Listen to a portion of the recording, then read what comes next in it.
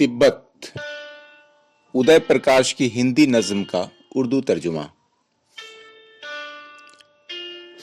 तिब्बत से आए हुए लामा घूमते रहते हैं आजकल,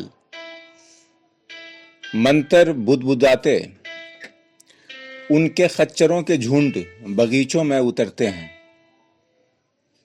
गेंदे के पौधों को नहीं चरते।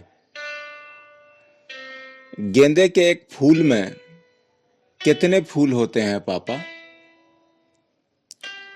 तिब्बत में बरसात जब होती है तब हम किस मौसम में होते हैं? तिब्बत में जब 3 बजते हैं हम तब किस समय में होते हैं? तिब्बत में गेंदे के फूल होते हैं क्या पापा? लामा शंख बजाते हैं पापा? पापा, लामाओं को कंबल ओढ़कर अंधेरे में तेज तेज चलते हुए देखा है कभी?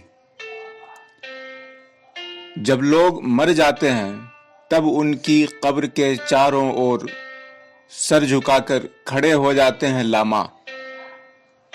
वो मंत्र नहीं पढ़ते, वो बुदबुदाते हैं, तिब्बत तिब्बत तिब्बत तिब्बत तिब्बत तिब्बत, और रोते रहते हैं रात रात भर। क्या लामा हमारी तरह ही रोते हैं पापा?